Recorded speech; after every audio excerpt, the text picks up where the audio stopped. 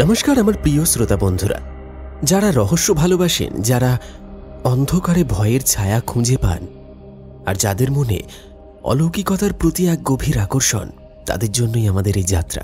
প্রতিটি গল্পে আমরা আপনাকে নিয়ে যাই এক নতুন জগতে, যেখানে সত্য আর বিভ্রমের সীমানা ঘোলা হয়ে যায়। আমাদের আজকের বিশেষ নিবেদন আতঙ্কের কবলে বিশুদা। লেখক অপূর্ব সেনের একটি এমন গল্প যেখানে রাতের নীরবতা ভেঙে দেবে অজানা আওয়াজ, আর পরিচিত মুখগুলোর মধ্যেই খুঁজে পাবেন অচেনা আতঙ্কের ছায়া। তাহলে চলুন আলো নিভিয়ে কানে ইয়ারফোন নিয়ে প্রস্তুত হওয়া যাক আজকের গল্পের জন্য। আজও কিন্তু গল্পের মধ্যে থেকে থাকছে একটি বিশেষ প্রশ্ন, এবং যারা গত এপিসোডে সঠিক উত্তর লিখে কমেন্ট করেছিলেন তাদের নাম আজকের গল্পের শেষে ঘোষণা করা হবে। শুরু হচ্ছে লেখক অপূর্ব সেনের কলমে আতঙ্কের কবলে বিশুদা।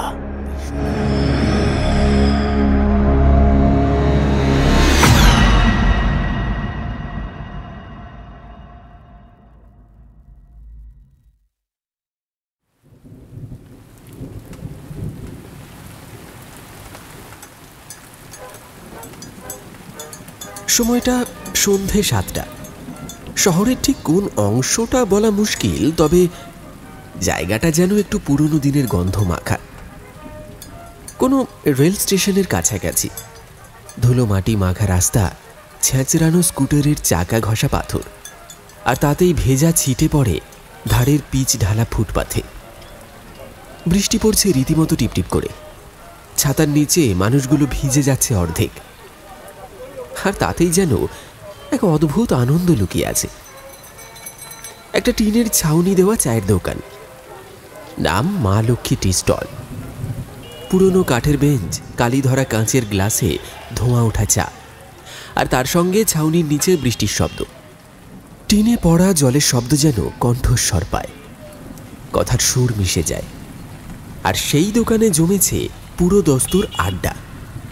কেউ বা গরম চায়ে চুমুক দিচ্ছে, কেউ বা কোমরে গামছা পেঁচিয়ে বসে আছে, কারোর হাতে বিড়ি, কারোর কপালে চিন্তার ভাঁজ।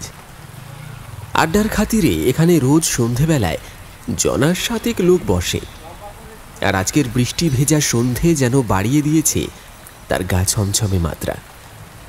একজন বলল, আরে বলিস কি, এই ভূত টুত কোথায় থাকে রে ভাই? সবই তো মনের ভুল। অন্যজন হেসে উত্তর দিল, তাহলে কাল রাতে পুরনো শ্মশানটার পাশ দিয়ে যাওয়ার সময় তোদের রাধে কেন হুক করে দৌড়ে পালালো? তৃতীয় জন ফিক করে হেসে বলল, ওটা তো রাধে না রে, ব্যাটার মূত্রথলি পালালো রে ভাই। ওর তো খুব জোর বেগ চেপেছিল। হাসির রোল উঠল, তবু তার মাঝখানেও একটা ক্ষীণ শীতল হাওয়া বয়ে গেল যেন, যা হাসির কণ্ঠরন্ধ্রে গিয়ে আটকে দিল এক মুহূর্তের জন্য। দলের মাঝখানে বসে থাকা, পরনে সাদার উপর নীল রঙের ধুতি পাঞ্জাবি, একটা পুরনো চামড়ার ব্যাগ পাশে রাখা, চোখে মোটা ফ্রেমের চশমা, একজন গম্ভীর মুখ করে চুপচাপ বসে থাকা মানুষ হঠাৎ বলে উঠল, সব সময় চোখে যা দেখা যায় সেটাই যে ভূত, এমনটা ভাবা ভুল। আর চোখে দেখা যায় না মানে যে কিছু নেই, সেটাও একেবারে ঠিক নয়। অনেক সময় আমাদের আশেপাশে এমন কিছু ঘটে যেগুলো যুক্তি দিয়ে ব্যাখ্যা করা যায় না, কিন্তু অনুভব করা যায়। ঠিক এমন একটা অভিজ্ঞতা আমারও হয়েছিল, যা আজও মনে পড়লে গায়ে কাঁটা দেয়। সকলের মুখ থেমে যায়। নিঃশব্দে ঢেউ আছড়ে পড়ে দোকানের গায়ে। বাইরে তখনও বৃষ্টি পড়ছে এক নাগাড়ে। মাঝে মাঝে বিদ্যুতের ঝলকানিতে চারিদিক আলোকিত হয়ে উঠছে, তারপর আবার অন্ধকার। চায়ের দোকানের কর্মচারী ভাদু বিশ্বাস তখন চুলার পাশে দাঁড়িয়ে আছে। তেল গরম, ছ্যাঁক করে ফেটে উঠল। নারায়ণ বসু ইলেকট্রিক অফিসের কর্মচারী। বিশুদার মুখে ভয়ের কথা শুনে যেন বিশ্বাসই করতে পারছেন না।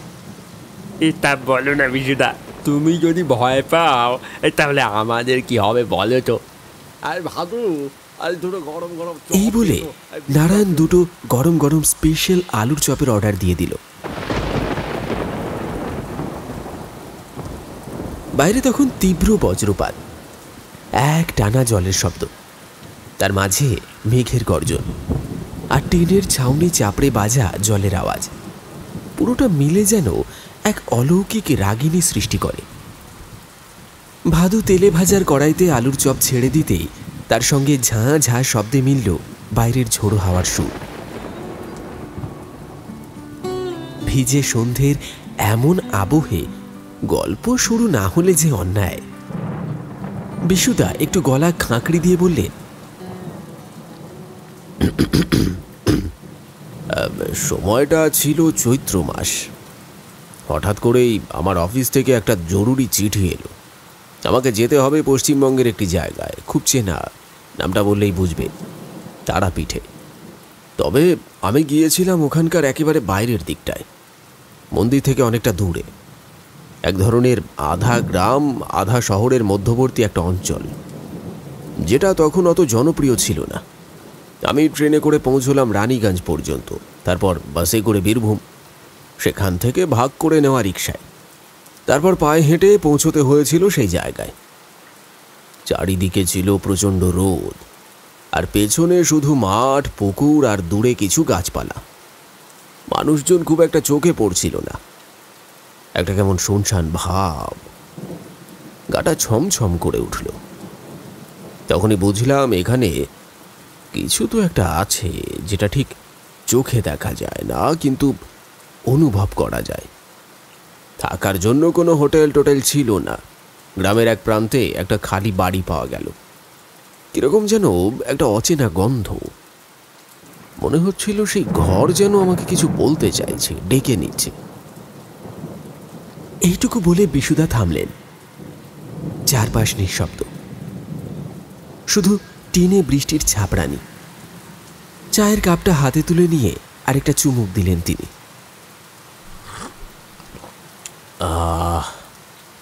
ভাদুর বানানো গরম গরম আলুর চপ এসে পৌঁছেছে ঠোঙায়। বাদামি ঠোঙার নিচে তেল চুইয়ে পড়ছে, ভিতরে রং চঙে লঙ্কা গুঁড়োর প্রলেপ দেওয়া চপ। বিশুদা একটা তুলে নিলেন হাতে, তারপর আরাম করে কামড় বসালেন। মুখে আস্তে আস্তে গলে গেল মচমচে আলুর পুর। তারপরেই আবার শুরু করলেন গল্পের পরবর্তী অধ্যায়। অফিসের কাজটা ছিল জরুরি, দিন পাঁচেক থেকে আবার ফিরতে হবে। থাকার জায়গা নিয়ে প্রথমে একটু চিন্তায় পড়েছিলাম বইকি, কিন্তু স্থানীয় একজনের সহায়তায় অবশেষে ওই ভাড়া বাড়িটা পেলাম। একজন বিত্তশালী ভদ্রলোকের দোতলা বাড়ির একটি ঘর।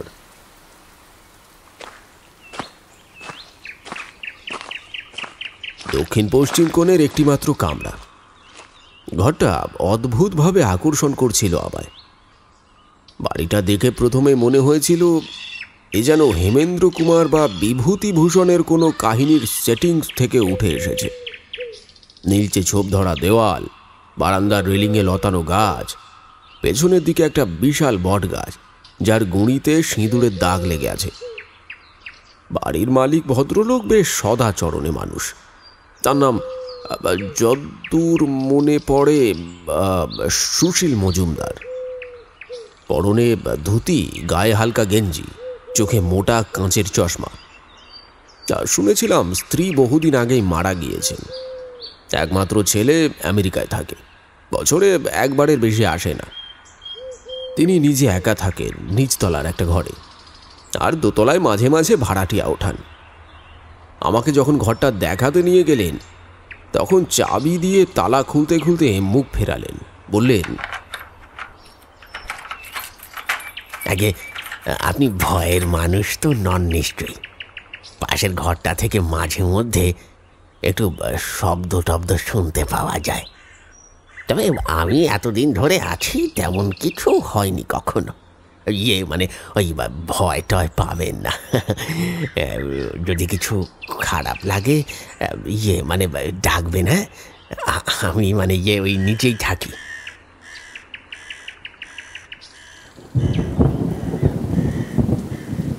বিশুদা থামলেন এক মুহূর্ত, চপের ঠোঙা থেকে আর একটা তুলে নিলেন, তারপর মুখে পুড়ে বললেন, তা লোকটার মধ্যে একরকম সরলতা ছিল। অনেকে তো এমন কিছু বলেই না, অথচ উনি নিজে থেকে সাবধান করে দিলেন। এতে তার সততার প্রমাণ মেলে। তখনই মনে মনে ঠিক করলাম ঘরটা নেব।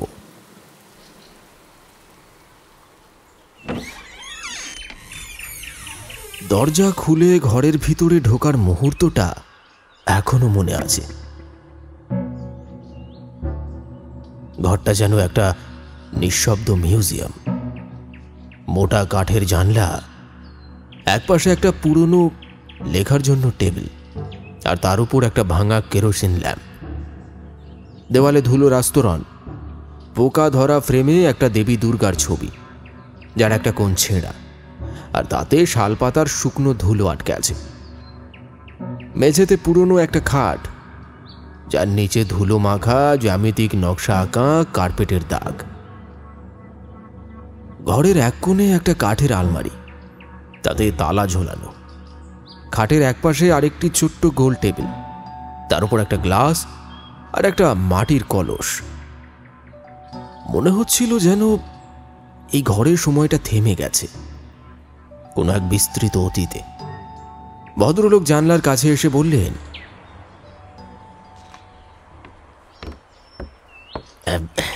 রান্নাটা মানে আপনাকেই করতে হবে। বাইরে বাজারটা কাছেই, হাঁটা পথ। আর মানে ওই স্নান করবেন পেছনের পুকুরে। জানলাটা খুলে জানলার বাইরে আঙুল দিয়ে পুকুরটা দেখিয়ে দিল। জানালার পাল্লা খুলতেই একটা দমকা ঠান্ডা হাওয়া এসে আমার মুখে লাগলো, যেন অচেনা কারোর নিঃশ্বাস। দেখলাম পেছনে ঘন গাছপালা, তার মধ্যিখানে একটা বড় পুকুর, একটু দূরে কয়েকটা ঝোপঝাড়, আর তারই ফাঁক দিয়ে দেখা যাচ্ছে বিস্তৃত এক মাঠ। আর মাঠের ওই প্রান্তে ছোট ছোট কুঁড়ে ঘর। কয়েকজন সাদা ধুতি পরা মানুষ দূরের মাঠের পাশে একটা দিঘির ধারে বসে আছে। কেউ স্নান করছে, কেউ মাছ ধরছে। এক নিস্তব্ধ গ্রাম্য প্রকৃতি, তবু যেন কোথাও একটা চঞ্চলতা লুকিয়েছিল। চোখে পড়ছিল না ঠিকই, কিন্তু মনটা বারে বারে খচখচ করছিল।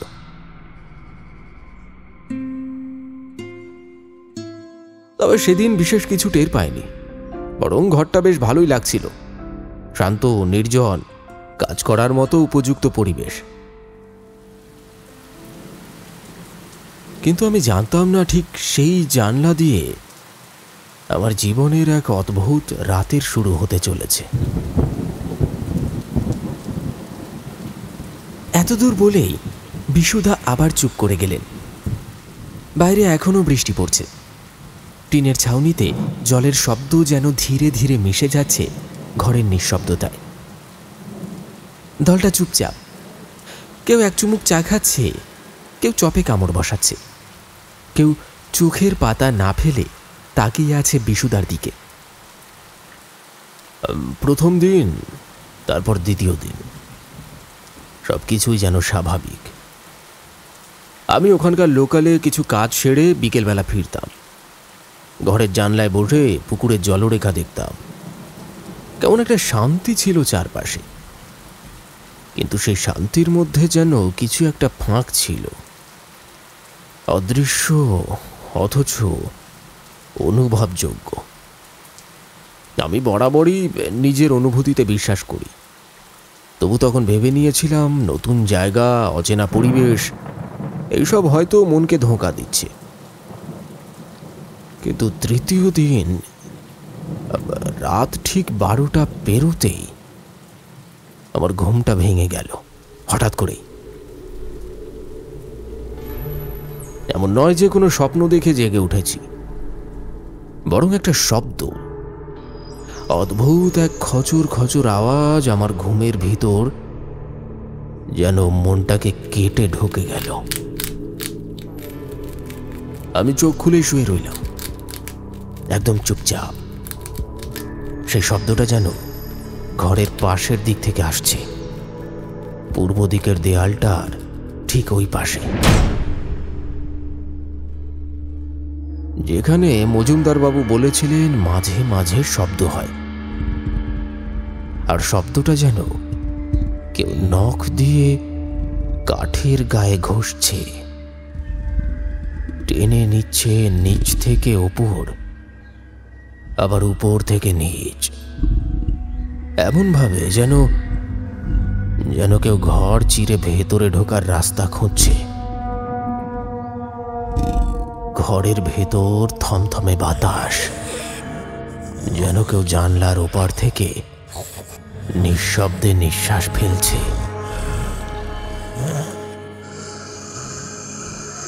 আমি উঠে বসলাম বিছানায়। চারিদিকে একটা নিস্তব্ধতা। খাটের পাশে রাখা ছোট্ট টেবিলে হাত বাড়িয়ে হ্যারিকেনটা ধরতে গিয়েও থমকে গেলাম, কারণ হ্যারিকেনটা জ্বালানোর কথা ছিল আগের রাতেও জ্বালানো ছিল, কিন্তু এখন সেটা নিভে গেছে। আর আপনা থেকেই। জানালা খোলা ছিল না, বাতাস ছিল না, তবু নিভে গেছে। আমি ঘরের এক কোণে তাকালাম, সেই বন্ধ আলমারিটার দিকে। অন্ধকারে তার অবয়বটা যেন আরো বড় হয়ে উঠেছে, ফাঁপা ছায়া হয়ে দাঁড়িয়ে আছে। মনে হলো কেউ যেন তার ভিতর বসে আছে, চুপচাপ নিঃশব্দে তাকিয়ে আছে আমার দিকে।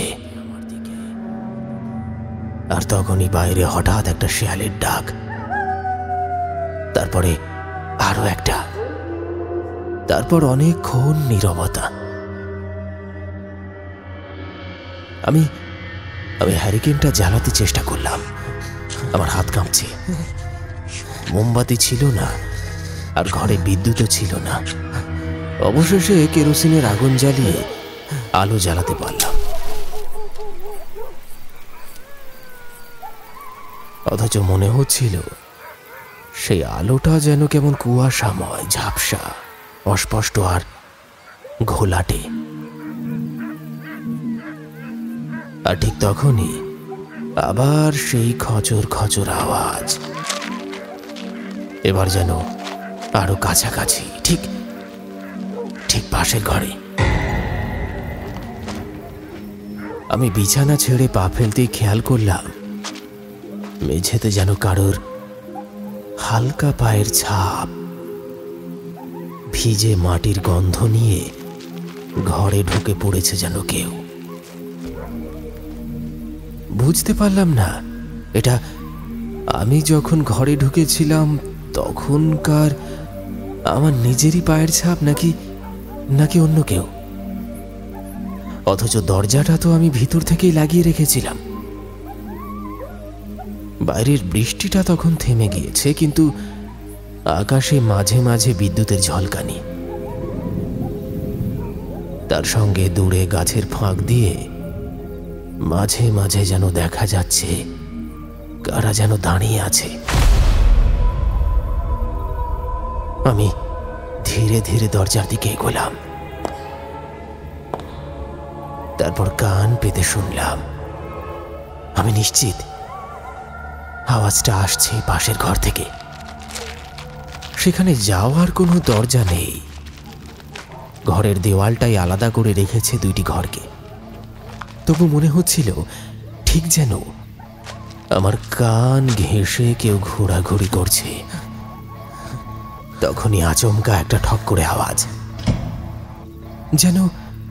যেন কেউ দেওয়ালে টোকা দিল। একবার নয়, দুবার, তিনবার,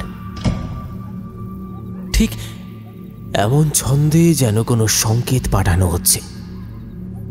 আমার বুকের ভিতরটা ধক ধক করতে লাগলো। গলাটা শুকিয়ে কাঠ। আমি হাঁটতে হাঁটতে জানালার কাছে গিয়ে দাঁড়ালাম। সেখানে গাছগুলোর দিকে তাকিয়েছিলাম তখন হঠাৎ ওপারে একটা ছায়া মূর্তি দেখতে পেলাম। না, মানুষ না, তা ছিল অনেক বেশি লম্বা, মাথাটা নিচু, যেন ঘাড় ভেঙে একপাশে পড়ে আছে। সে আমার দিকে তাকিয়ে নিঃশব্দে নিঃশব্দে হাসছে।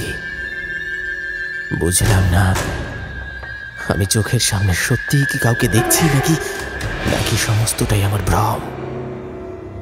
আমি চেঁচাতে পারছিলাম না, হাঁটতে পারছিলাম না।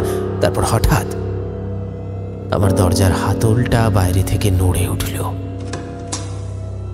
দরজার হাতলটা তখনও নড়ছে। আমি নিঃশব্দে কয়েক কদম এগিয়ে যেতেই মনে হলো বুকের ভিতরটা কেউ মুঠো করে চেপে ধরেছে। দম বন্ধ করা একটা অনুভূতি। আর ঠিক সেই মুহূর্তে বাইরে থেকে ভেসে এলো একটা নরম পরিপাটি কণ্ঠস্বর। ঘুমিয়ে পড়লেন নাকি? আর দরজাটা একবার খুলুন তো। বুঝলাম সুশীল বাবু, বাড়ির মালিক। বুকের ভিতরের আশঙ্কা এক নিমেষে যেন নেমে এলো হাঁটু অবধি। গলাটা খানিকটা পরিষ্কার করে আমি এগিয়ে গিয়ে দরজাটা খুললাম। ঘরটা তখন আধো আলো আর আধো অন্ধকারে ডুবে আছে। আর মাঝে মাঝে বিদ্যুতের চমকে মুহূর্তিক আলো এসে পড়ছে দেওয়ালের গায়ে।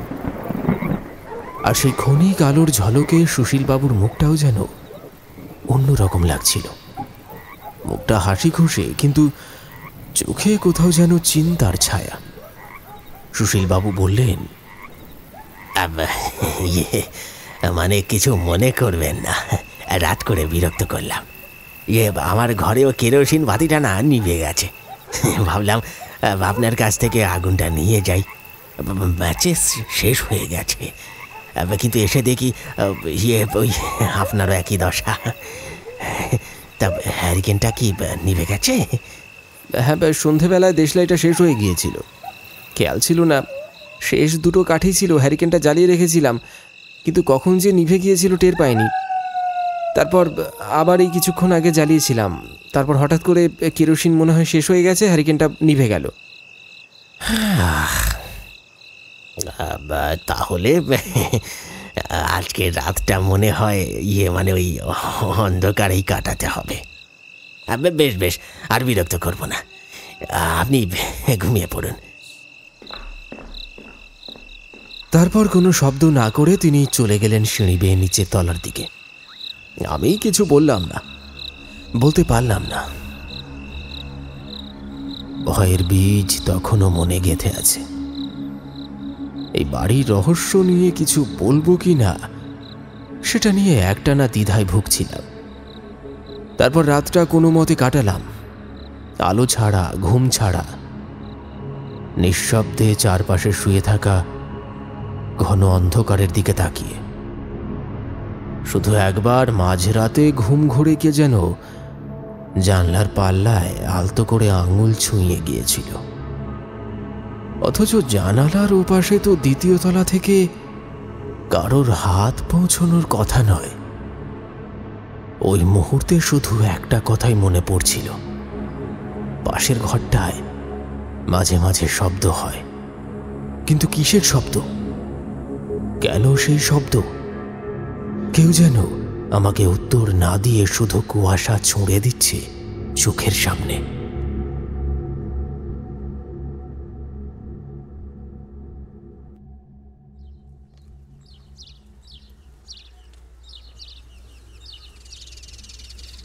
দিনটা ছিল রবিবার, ছুটির দিন। তাই সকালবেলা একটু দেরিতে ঘুম থেকে উঠলাম। হালকা বৃষ্টি হয়েছিল রাতে। সকালটা ছিল একেবারে স্বচ্ছ, ঠান্ডা। আমি নিচে নামতেই দেখলাম সুশীলবাবু বারান্দায় বসে রয়েছেন। সামনের টেবিলে একটা কেতলি, দুটো কাঁচের গ্লাস, আর তাতে চা রাখা। পাশে মুড়ির ঠোঙা আর আধ ভেজা পত্রিকার পাতা। আমাকে দেখেই হাত নেড়ে ডাকলেন, এই যে বিজুবাবু, চা খাবেন? তা ভালো ঘুম হয়েছে তো? চেয়ারটা টেনে নিয়ে বসলাম ওনার পাশে। চারপাশটা কি সুন্দর! সকালের সোনালি আলোয় ভিজে গেছে গাছের পাতা, পাখির ডাক, দূরের অরণ্য রেখা। আমি হাসতে হাসতে বললাম, বৃষ্টি হয়েছে তো, ঘুমের জায়গায় শুধু শব্দই হলো বেশি। তা তো হবেই। এই অঞ্চলে রাতে গাছের পাতা পড়ে, কাঁঠালের ডাল ভেঙে পড়ে, শিয়াল ডাকে, কথায় আছে শব্দ তো হবেই। তা ঠিক, কিন্তু পাশের ঘর থেকে আসা শব্দটা কি শিয়ালের কাজ? এবার দেখলাম ওনার মুখটা একটু গম্ভীর হয়ে গেল। চায় চুমুক দিলেন, তারপর কিছুক্ষণ চুপ করে থাকলেন। তারপর এক দৃষ্টে বাইরের বাগানটার দিকে তাকিয়ে থাকলেন। আমি একটু ধৈর্য ধরেই বললাম, মানে যদি কিছু সত্যি থাকে অন্তত জানলেও প্রস্তুত থাকতে পারি। উনি এবার একটা দীর্ঘশ্বাস ফেললেন, চোখের দিকে তাকিয়ে বললেন, বিশুবাবু, এই বাড়িটার একটা ইতিহাস আছে, বিশেষ করে ওই ঘরটা। আসলে বুঝিয়ে বলা সহজ নয়, কারণ ব্যাপারটা এমনই এক জায়গায় পৌঁছেছিল যেখানে যুক্তি, করুণা আর অদ্ভুত এক অশরীরী অনুভব সব কিছু মানে ওই গুলিয়ে ফেলেছিল। এই বছর 5 আগের কথা। তারাপীঠের স্টেশনে কি একটা কাজে গিয়েছিলাম। ওই অঞ্চলটা তো আপনি জানেনই, ওই মানে নানান ধরনের লোকে ভর্তি। সেখানেই একদিন সন্ধেবেলায় দেখা হয় এক বৃদ্ধা মহিলার সঙ্গে। সাদা ধবধবে ধুতি শাড়ি পরা, কুঁচকে যাওয়া মুখটা আর চোখ দুটো এমন করুণ করে তাকাচ্ছিল, আমার মনে হলো আমার মায়ের চোখ, একেবারে একেবারে সেই চোখ। নিজেকে আর সামলাতে পারলাম না। কথা বলতে বলতে জানলাম ভদ্রমহিলা একসময় নাকি কলকাতার কোনো সম্ভ্রান্ত পরিবারে ছিলেন। স্বামী সন্তান সবই ছিল, কিন্তু ভাগ্য এমনভাবে মার খেলেছে যে আজ একটু আশ্রয় খুঁজে বেড়ান ওই মানে মানুষের দয়ার উপর।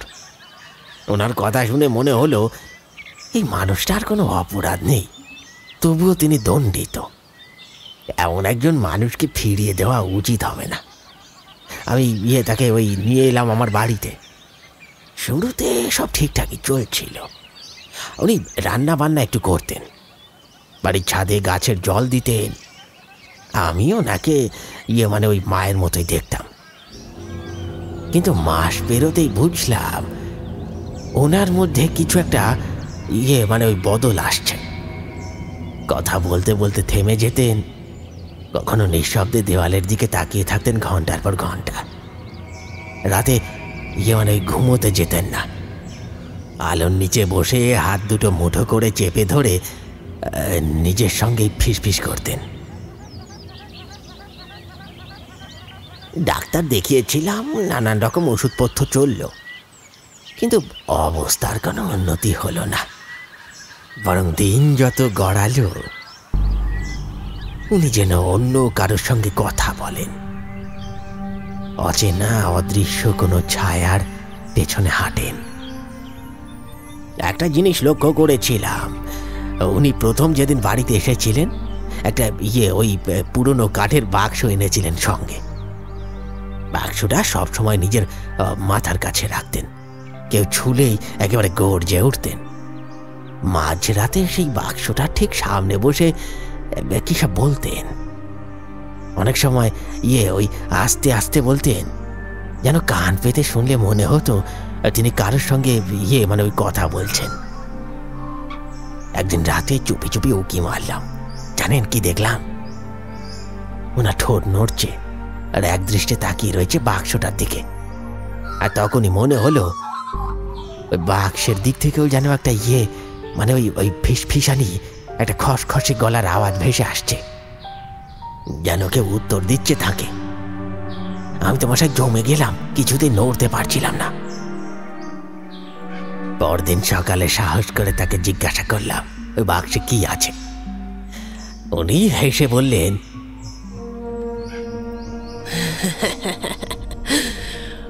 ওই বাক্সটা আমার নয়, এটা তো ওর। সে আমাকে ছেড়ে থাকতে পারে না। যতদিন বাক্সটা থাকবে ততদিন আমি বাঁচব। তারপর আর বেশি দিন উনি থাকেননি। 2 দিনের মাথায় চুপচাপ ঘরের মধ্যে দেহ ত্যাগ করলেন। যাওয়ার আগে শুধু বলেছিলেন, ওকে ফেলে দিও না, ওই বাক্সটাকে যত্নে রেখো, ঘরের ভেতরে রেখো। সে রাগ করলে সইবে না। সেই থেকে ওই ঘরের ঠিক কোনায় বাক্সটা যেমন ছিল মানে ওই তেমনই পড়ে আছে। আমি কোনোদিনও খোলার চেষ্টা করিনি, কথা দিয়েছিলাম। আর সত্যি বলি একটু মানে ওই ভয়ও লাগতো। প্রথম রাতে একা থাকতেই পারতাম না। এখন আর কৌতূহল জাগে না, শুধু চাই যিনি গেছেন তার আত্মা যেন শান্তি পায়। শুধু আফসোস, আগে ঘরটা ভাড়া দিতাম, এখন বলতে গেলে বন্ধই হয়ে গেছে। তবে একটা কথা বলি মশাই, আমি তো শুরুতেই সবাইকে বলে দিই মানে ওই ঘর থেকে কিছু শব্দ পেলে ভয় পাবেন না। বেশিরভাগ মানুষ শুনেই চলে যায়। আপনি থেকেছেন মানে আপনি সাহসী মানুষ। আজকাল এমন সাহসী লোক পাওয়া দুষ্কর মশাই। ভদ্রলোকের মুখে এমন কথা শুনে বুকটা যেন আরো কয়েক ভাগ চওড়া হয়ে উঠল। মনে হলো সত্যি তো, যার নিজেরই কৌতূহল নেই, ভয়ও নেই, তিনি যখন ঘরটা বন্ধ করে রেখে দিয়েছেন তখন আমি এক বাইরের লোক হয়ে ওসব নিয়ে মাথা ঘামানোটা এটা কি যুক্তিসঙ্গত? বরং কাজের চাপটা গুছিয়ে এখান থেকে সময় মতো চলে যাওয়াটাই ভালো। কিন্তু মানুষ ভাবে একরকম আর হয় আরেক রকম। আমি ভেবেছিলাম এসব নিয়ে মাথা ঘামাবো না, কিন্তু সেদিন রাতে আবার শব্দটা এলো, আগের চেয়ে বেশি।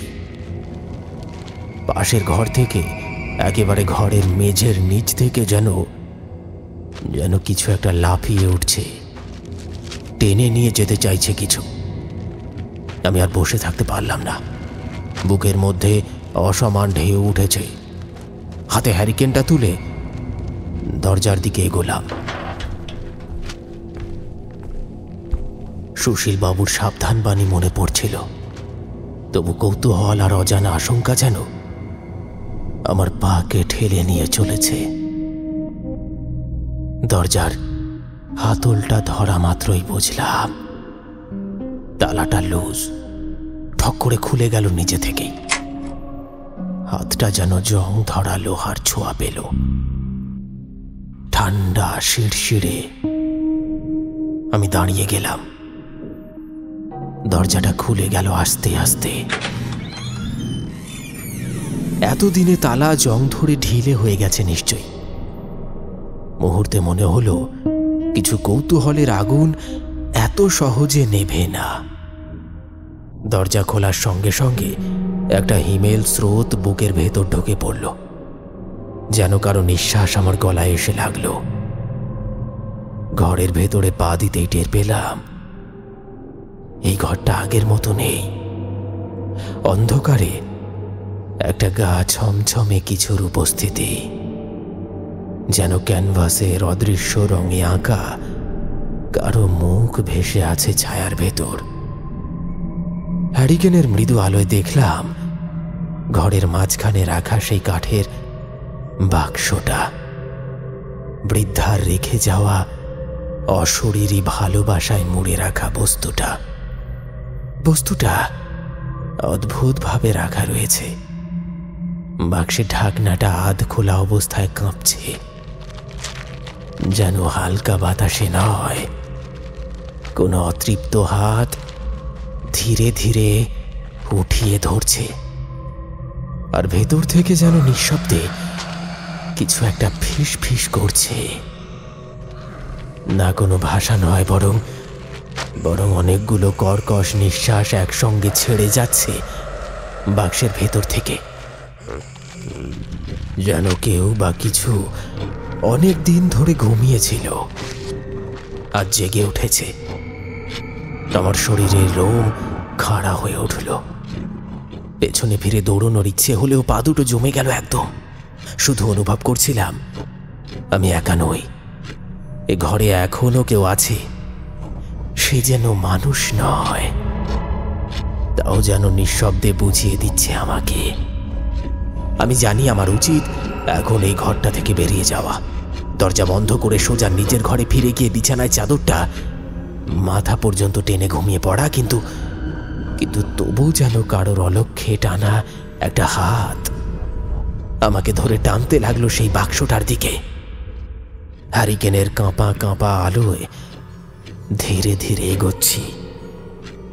মেঝে ঠেলে হালকা একটা ঠান্ডা হাওয়া আমার পায়ের গোড়ালি ছুঁয়ে যাচ্ছে, যেন মাটির তলা থেকে কেউ নিঃশ্বাস ফেলছে। সেই বাক্সটার ঢাকনা এক চুল খোলা, তবু তার মধ্যেই যেন এক গভীর কালো অন্ধকার জমাট বেঁধে আছে, যেখানে আলো পড়েও আলো হারিয়ে যায়। আমি কাছে যেতেই একটা শোঁ শোঁ শব্দ। না, বাতাস নয়, যেন কেউ আমার কানের কাছে ঘেঁষে দাঁড়িয়ে ফিসফিস করছে, কিন্তু কিছু শোনা যায় না, কেবল অনুভব হয় হাতটা অসাড় হয়ে আসছে। মনে হচ্ছে হ্যারিকেনটা ছেড়ে দিয়ে পালাই, কিন্তু দৃষ্টিটা আটকে গেছে সেই বাক্সটার উপর। ঠিক তখনই মনে হলো বাক্সের ভেতরে কিছু একটা নড়ে উঠল অতি ধীরে। ভারী কোনো খসটানোর মতো শব্দ। আমি বুক শক্ত করে একটুখানি এগিয়ে গিয়ে হ্যারিকেনটা একটু নামিয়ে দিলাম। আলো পড়তে এক মুহূর্তের জন্য আমি দেখতে পেলাম, না পরিষ্কারভাবে নয়, তবু ওই কালো অন্ধকারের মধ্যে যেন দুটি ছোট ছোট জ্বলন্ত চোখ তাকিয়ে আছে আমার দিকেই। এতটুকুই, তারপর আর কিছু মনে নেই। দমকা বাতাসে হাতের হ্যারিকেনটা নিভে গেল। পুরো ঘরটা নিমেষে ডুবে গেল গা ছমছমে নিকষ কালো অন্ধকারে। আমার কণ্ঠ শুকিয়ে গেছে, শরীরটা পাথরের মতো ঠান্ডা, আর মনে হচ্ছে আমার পেছনে কেউ নিঃশব্দে হাঁটছে। একবার নিঃশ্বাসের স্পর্শ গায়ে লাগছে ঠান্ডাভাবে। আমি বুঝতে পারছি আমি একা নই, কিন্তু আমি চোখ ঘোরাবার সাহস পাচ্ছি না। আমি ধীরে ধীরে আরো এগিয়ে গেলাম সেই বাক্সটার একেবারে কাছে। বুকের ভিতরটা যেন ধকধক করে উঠছে। হাতের হ্যারিকেনটা একবার কাঁপছে, একবার নিস্তরঙ্গ হয়ে পড়ছে। ঘরটা নিঝুম নিষ্পন্দ, যেন একটা অদৃশ্য দমচাপা আওয়াজ ছড়িয়ে পড়ছে চারপাশে। হঠাৎ মনে হলো দেওয়ালের কোণগুলো গাঢ় অন্ধকারে মিশে অদ্ভুত একটা ছায়ার সৃষ্টি করেছে। কিছু একটা লুকিয়ে আছে যেন এখানে, অদৃশ্য অথচ অনুভবযোগ্য, হাড়ের মধ্যে ঢুকে পড়া শীতল স্পর্শের মতো। এগিয়ে যেতেই সেই ফিসফিস আওয়াজটা আবার শুরু হলো, বাক্সটার দিক থেকেই, যেন কারো নিঃশ্বাস আবার ফিসফিস করে বলা গানের কাছে ফেলে যাওয়া প্রাচীন কোনো মন্ত্র। সেই কাঠের বাক্সটা রাখা আছে আগের মতোই, তবে চারপাশে ছড়ানো বিস্কুটের টুকরো, ঝরে পড়া কাঁচের টুকরো, আর অদ্ভুতভাবে সরে থাকা কাপড়ের স্তূপ। বুকের মধ্যে হঠাৎ একটা চাপা কাঁপুনি উঠল, আর সেই মুহূর্তেই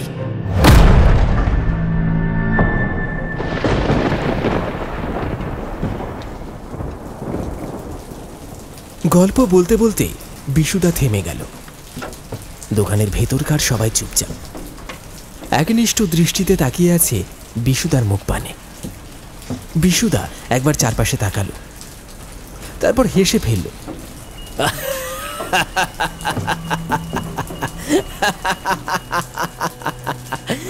একটা মোটা কৌতুকময় হাসি, যেন রক্তাক্ত আতঙ্কের ফাটলে ঢেলে দিল একটু গরম রসিকতা।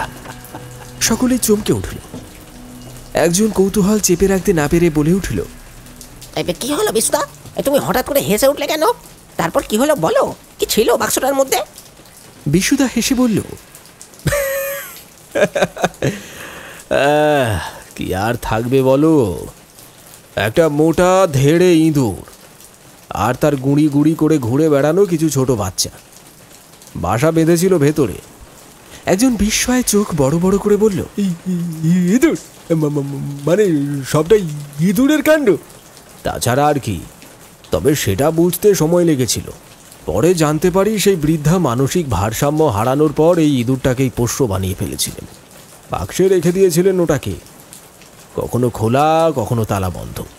বৃদ্ধার কাছে ওটাই হয়তো একমাত্র সঙ্গী, একমাত্র আশ্রয়। একরকম মাতৃত্ববোধই গড়ে উঠেছিল তার মধ্যে। যেমন করে মা ছোট্ট শিশুকে কোলে নিয়ে আদর করে, ঠিক তেমনি তিনি পোষ মানানো ইঁদুরটাকে নিয়ে গড়ে তুলেছিলেন একটা নিঃসঙ্গ সম্পর্ক। আর এই পৃথিবী ছেড়ে যাওয়ার আগে তিনি ভুল করে ওই কাঠের বাক্সটা তালা বন্ধ করে দেন। পরে অবশ্য ইঁদুরগুলো সেই রাতে তালা কেটেই বাইরে বেরিয়ে এসেছিল। একটু থেমে বিশুদা বলল, পরদিন সকালে সরাসরি ইঁদুর কথাটা বলিনি সুশীল বাবুকে, শুধু জিজ্ঞেস করেছিলাম, আপনার মা কি ইঁদুর দেখে বিড়বিড় করতেন? সুশীল বাবু খানিক চুপ করে থেকে বলেছিলেন, মশাই আগে ঠিকই বলেছেন। মরার আগেও কদিন ওনাকে দেখেছি, মানে ঘরের কোণে বসে থাকা একটা মোটা ইঁদুরকে বিস্কুট খাওয়াচ্ছেন, আর সঙ্গে ফিস ফিস করে কথাও বলছেন। আমার একটা পোষা বিড়াল ছিল, ওর নাম ছিল ওই বিউটি। বিউটিকে দেখলে ওনার মুখে যেভাবে বিরক্তি আসতো, সেটা অন্য কোনো কিছুতে তো দেখিনি মশাই। আমি তখন বুঝেছিলাম পুরো ঘটনাটা আদতে একটা ট্র্যাজেডি, এক মায়ের নিঃসঙ্গতার অসুস্থ বহিঃপ্রকাশ, এক জায়গা হারিয়ে ফেলা বৃদ্ধার শেষ বেঁচে থাকার আঁচড়। তাহলে তো পুরো ঘটনাটাই আপনার ব্যাখ্যার বাইরে, একটা সাধারণ ব্যাপার, মানসিক বিভ্রান্তি। বিশুদা গলা নামিয়ে বলল, হ্যাঁ একদমই তাই, কিন্তু কাহিনীটা বলার কারণ একটাই, এই সাধারণ ব্যাপারটার পেছনে যে কতটা বেদনা লুকিয়েছিল সেটা মানুষ কখনো বোঝে না। আমি যখন সবটা খুলে বললাম সুশীল বাবুকে, তিনি প্রথমে হেসে ফেলেছিলেন, কিন্তু পরক্ষণেই তার চোখের কোণে জল জমে গিয়েছিল। সেই বৃদ্ধার মৃত্যুর এতদিন পরেও তিনি বোধহয় সেদিন আবার একবার মাকে হারালেন। আর আমি বুঝেছিলাম সবটাই যে কেবল ইঁদুর বা পাগলামি ছিল তা নয়, ওর ভেতরে মিশেছিল এক নিঃসঙ্গ আত্মার আর্তনাদ, এক ব্যর্থ মায়ের করুণ সঙ্গতি। তবে সেদিন থেকে একটা কথা আমি নিজের মতো করে বুঝে নিয়েছি, একজন মানুষ, বিশেষ করে একজন মা, যার হাত ধরে একটা গোটা সংসার গড়ে ওঠে, যার আদরে কেউ হাঁটা শেখে, কেউ কথা বলতে শেখে, সেই মানুষটাই একসময় যখন কোনায় ঠাঁই পায় না, তার চেয়ে নির্মম কিছু আর হতে পারে না। আর শুধু পাগল বলে তাকে দূরে সরিয়ে দেওয়া, বোঝা ভাবা, সেটা এক ধরনের সামাজিক অন্যায়। কে জানে সেই বৃদ্ধা হয়তো প্রতিদিন সন্ধেবেলা বাক্সের মুখের দিকে তাকিয়ে তার নিজের মায়ের মুখটা খুঁজতেন, কিংবা সন্তানদের মুখ। হয়তো সেই ইঁদুরটার মাঝেই তিনি একটা সন্তানের স্পর্শ পেতেন, একটা সঙ্গ, এক ফোঁটা ভালোবাসা। আজ আমরা যাদের অবহেলা করি, যাদের উপর ভরসা করে একদিন আমাদের গোটা শৈশব দাঁড়িয়েছিল, তাদেরও একটা হৃদয় থাকে, একটা অতীত থাকে, আর থাকে এক টুকরো আশা, যা সময়ের সঙ্গে সঙ্গে শুধু পচে যায়, বুড়িয়ে যায়, আর এক সময় বন্ধ হয়ে যায় তালাবদ্ধ বাক্সের মতো।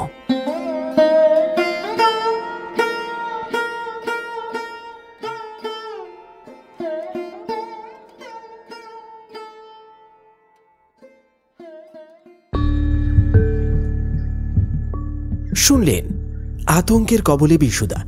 আমাদের আজকের নিবেদনের এই গল্পটি আপনার কেমন লাগলো অবশ্যই কমেন্টে লিখে জানাতে ভুলবেন না। আর আজও কিন্তু এই গল্পের মধ্য থেকে থাকছে আপনার জন্য একটি বিশেষ প্রশ্ন।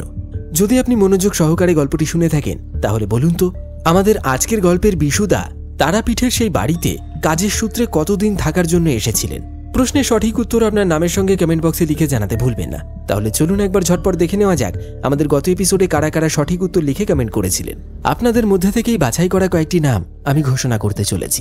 কমেন্ট করেছিলেন ছাইগড়িয়া পশ্চিম পাড়া থেকে গোলাম মুর্তুজা, দমদম এয়ারপোর্ট থেকে পঙ্কজ, তামিলনাড়ু থেকে বিশ্বজিৎ সিং, চেন্নাই থেকে শেখ মাহমুদ হোসেন, জলপাইগুড়ি থেকে রাধারানী, ব্যারাকপুর থেকে ব্রততী বোস, বারুইপুর জেলের কাছ থেকে শঙ্কর মণ্ডল, উত্তর 24 পরগনার মছলন্দপুর থেকে প্রমিত মণ্ডল, নদিয়া রানাঘাট থেকে শান্তনু অধিকারী, দক্ষিণ 24 পরগনা গিলার ছাড় থেকে বিশ্বজিৎ দাস, হাওড়া সাঁতরাগাছি থেকে মিঠুন, ধনিয়াখালী হুগলি থেকে নন্দিতা মাঝি, রঞ্জনা ঘোষ, মোনালিসা সাহা এবং মোনা মালিক, হুগলি জেলার শিয়াখাল বাজার থেকে শেখ আশিক, বেঙ্গালুরু থেকে বিরাট দে, বাউরিয়া বুড়িখালী থেকে স্নেহা মিত্র, দিল্লি থেকে শর্মিষ্ঠা, মালদা থেকে মিতুশ্রী চৌধুরী ঘোষ, ডানকুনি থেকে জবা চক্রবর্তী, বাদুলিয়া থেকে মিকাইল মণ্ডল, কোচবিহার দেবগ্রাম থেকে প্রশান্ত, দক্ষিণ 24 পরগনার মুলটি রায়পুর থেকে স্নেহা পুরকাইত, কৃষ্ণনগর নদিয়া থেকে রিপন বিশ্বাস, গড়বেতা থেকে সবুজ, রানাঘাট থেকে অভিজিৎ, মেদিনীপুরের নটেশ্বরী চক থেকে গণেশ দাস, সুন্দরবন থেকে রনি দাস, মদনপুর নদিয়া থেকে সৃষ্টি কোলে এবং গুজরাট থেকে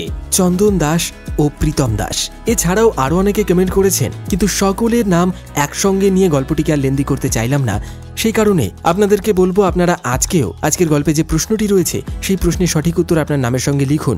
হতে পারে আগামী গল্পে আপনার নাম ঘোষণা করছি। তাহলে চলুন আর বেশি সময় নষ্ট না করে আজকের মতো এখানেই শেষ করা যাক এই এপিসোডটিকে। দেখা হবে আগামী গল্পে। তবে আপনারা যারা যারা ভৌতিক গল্প শুনতে নিয়মিত ভালোবাসেন তারা আমাদের আরও দুটি চ্যানেল পিশাচ পর্ব অডিও স্টোরি এবং গপ্পখোর সাবস্ক্রাইব করতে ভুলবেন না। দেখা হচ্ছে খুব শীঘ্রই। সকলে খুব ভালো থাকবেন, সুস্থ থাকবেন। ধন্যবাদ।